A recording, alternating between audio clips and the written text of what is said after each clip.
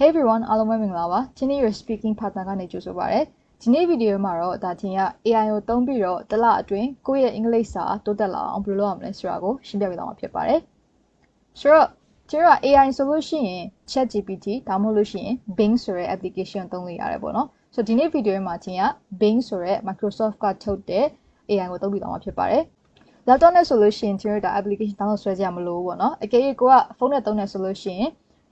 iOS ဆိုလို့ရှိရင်ကျွန်တော် App Store မှာယူလို့ရတယ်။အကယ်၍ Android ဆိုလို့ရှိရင်ဒါ Play Store မှာသွားပြီးတော့ Bing ဆိုတဲ့ application ကို download ဆွဲလို့ရပါတယ်။ဒါဆိုလို့ရှိရင်စလိုက်ကြရအောင်။ပထမဆုံးအနေနဲ့ကျွန်တော် Bing ကိုသုံးပြီးတော့ကိုယ့်ရဲ့ vocabulary နဲ့ reading တိုးတက်လာအောင်လုပ်လို့ရပါတယ်။ဘယ်လိုမျိုးလဲဆိုလို့ရှိရင်ကျွန်တော်ဒီ Bing ကိုသွားမယ်ပေါ့နော် Microsoft Bing ကိုသွားမယ်။ဒီမှာကျွန်တော်ပေးထားတဲ့ prompt လေးကိုရေးလိုက်လို့ရှိရင်ရပါပြီ။ Create a reading comprehension for A1 learners ဒါဆိုလို့ရှိရင်ဒါ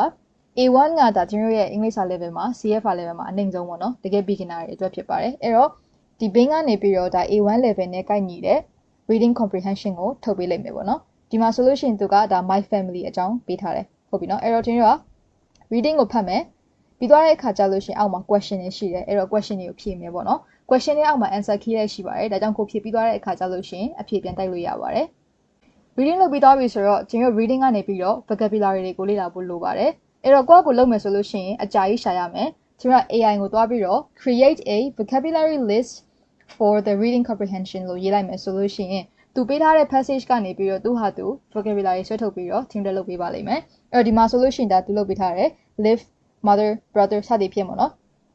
reading comprehension ကပါတဲ့ vocabulary တွေကိုထုတ်ပေးထားတာဖြစ်ပါတယ်ဆိုတော့ကျွန်တော် reading comprehension ရပြီပြီးသွားတဲ့ခါကျလို့ရှိရင် vocabulary ရပြီအဲ့တော့ vocabulary ရပြီဆိုတော့ဒီ vocabulary ကိုမှတ်မိဖို့အတွက်ကျွန်တော်လုပ်ရမယ်ပေါ့နော်အဲ့တော့သူ့ကို game create လုပ်ခိုင်းလို့ရပါတယ်ဘယ်လိုလဲဆိုလို့ရှိရင်ဒီမှာ create a game for those vocabularies ဒီ vocabulary အတွက် game လုပ်ပေးပါပေါ့နော်ဒါဆိုလို့ရှိရင်ဒါသူ့ဘက်ကနေပြီးတော့ game လုပ်ပေးလိမ့်မယ်ဆိုတော့ဒါများသောအားဖြင့်သူ့ဘက်ကနေပြီးတော့ဒါ crossword puzzle တွေပေးတယ်အကယ်၍ကိုက crossword တွေမကြိုက်ဘူးဆိုလို့ရှိရင်ကျွန်တော်ဘယ်လိုလုပ်လို့ရသေးလဲဆိုရင် can you create other games rather than crossword puzzle ဒါဆိုလို့ရှိရင်ဒီ game မဟုတ်ဘဲနဲ့တခြား game တွေပေးလို့ရသေးလားပေါ့နော်ဒါဆိုလို့ရှိရင်သူ့ဘက်ကနေပြီးတော့တခြားဟာတွေထွက်လာလိမ့်မယ် word search တို့ပါတော့ပါတယ်ပြီးလို့ရှိရင်တစ်ခါကျရင်ဒါ matching တွေပါလုပ်ပေးတယ်ပေါ့နော်အကယ်၍ကိုယ့်ဘက်ကနေလိုချင်တဲ့ game ပုံစံမျိုးရှိရဆိုလို့ရှိရင်လည်းပြောလို့ရပါတယ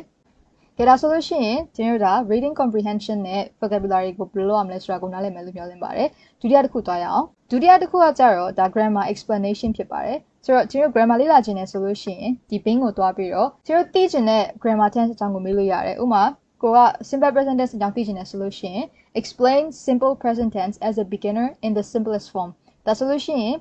်ဒီ simple present tense ကို beginner တယောက်အနေနဲ့เนาะsimple အဖြစ်ဆုံးပုံစံနဲ့ရှင်းပြပေးပါအရိုးရှင်းဆုံးပုံစံနဲ့ရှင်းပြပေးပါဆိုပြီးတော့တောင်းဆိုလို့ရတယ်အဲ့ခါကျလို့ရှိရင်သူ့ဘက်ကနေပြီးတော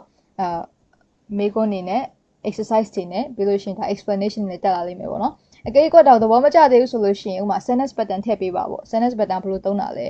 ပြီးလို့ရှိရင် vocabulary တွေနဲ့ exercise လုပ်ပေးပါစသည်ဖြင့်ကျွန်တော်တွားပြီးတော့ပြောလို့ရတယ်ဟုတ်ပြီနော်ဒီမှာဆိုလို့ရှိရင်ဒါတင်နေ exercise ထုတ်ခိုင်းထားတာပေါ့နော် exercise ထုတ်ခိုင်းထားရဆိုလို့ရှိရင်သူဒီအောက်မှာ exercise တွေထုတ်ပေးထားတယ်ဒါကျတော့ဒါ exercise 15ခုထုတ်ထားပေးတယ်ပေါ့နော်ပြီးသွားတဲ့ခါကျလို့ရှိရင်အောက်မှာ answer key လည်းပါပါတယ်ဒါကတော့ဒီ Bing AI မှာတွားပြီးတော့ကျွန်တော်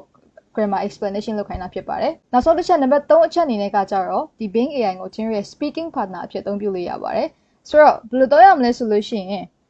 Bing ကိုသွားမယ်ကိုပြောချင်တဲ့အကြောင်းအရာကိုပြောမယ်ပေါ့နော်ဥပမာဆိုလို့ရှိရင်ဒီမှာ let's talk about music